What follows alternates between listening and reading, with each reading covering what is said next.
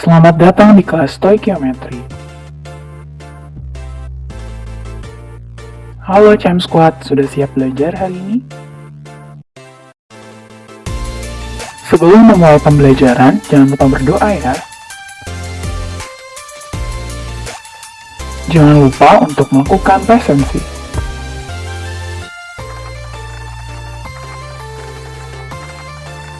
Hari ini kita akan membahas mengenai pengenceran atau dilution. Yang akan dibahas adalah pengertian pengenceran, rumus pengenceran, dan contoh soal. Masuk ke dalam bahasan pertama, apa itu pengenceran?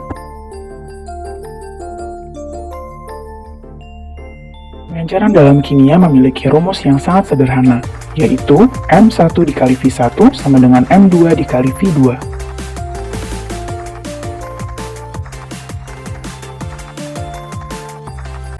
Pernahkah kamu membuat jus jeruk? Agar jus tersebut tidak terlalu pekat, kamu pastinya menambahkan air ke dalamnya. Sama halnya dengan pengenceran dalam kimia, yaitu penambahan air atau pelarut tertentu ke dalam suatu larutan untuk mengurangi konsentrasinya.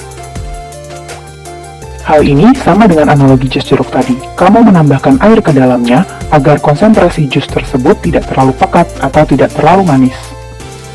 Sehingga pengenceran dapat diartikan sebagai penambahan sejumlah pelarut untuk mendapatkan konsentrasi larutan tertentu. Di mana dengan pengenceran, volume larutan akan bertambah dan konsentrasinya akan berkurang. Lalu, apa fungsi pengenceran dalam kimia? Dalam laboratorium, larutan berkonsentrasi tinggi biasanya disimpan dalam volume yang kecil agar mudah disimpan. Oleh sebab itu, diperlukan proses pengenceran agar larutan tersebut dapat digunakan dalam konsentrasi yang lebih rendah. Selain itu, pengenceran juga biasa digunakan dalam bidang kedokteran dan mikrobiologi. Jadi, apa yang dimaksud dengan pengenceran? Menurut Raymond Chang, pengenceran adalah proses penambahan pelarut ke dalam suatu larutan yang akan mengurangi konsentrasi atau molaritas larutan tanpa mengubah jumlah mol zat terlarut yang terdapat dalam larutan. Sehingga dapat disimpulkan bahwa pengenceran adalah proses pembuatan larutan yang lebih encer atau larutan dengan konsentrasi yang lebih rendah dari larutan yang lebih pekat atau larutan dengan konsentrasi yang lebih tinggi melalui penambahan sejumlah air atau pelarut. Bagaimana rumus pengenceran? Rumus pengenceran yaitu M1 dikali V1 sama dengan M2 dikali V2.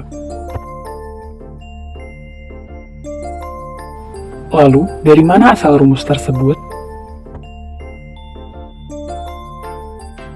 Seperti yang kita ketahui, dalam pengenceran, mol sebelum pengenceran sama dengan mol setelah pengenceran, di mana mol didapatkan dari hasil kali dari konsentrasi atau molaritas dikalikan dengan volumenya. Sehingga didapatkanlah rumus pengenceran seperti yang telah dijelaskan di awal.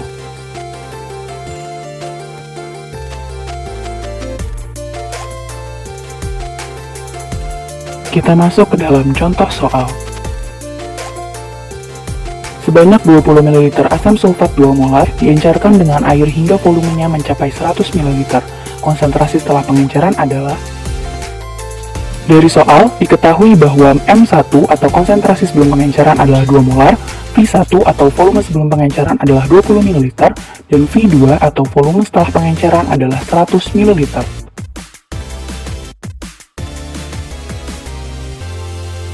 Yang ditanyakan adalah konsentrasi setelah pengenceran atau M2. Selanjutnya, masukkan semua yang diketahui ke dalam persamaan, sehingga didapatkan konsentrasi larutan setelah pengenceran atau M2 sebesar 0,4 molar.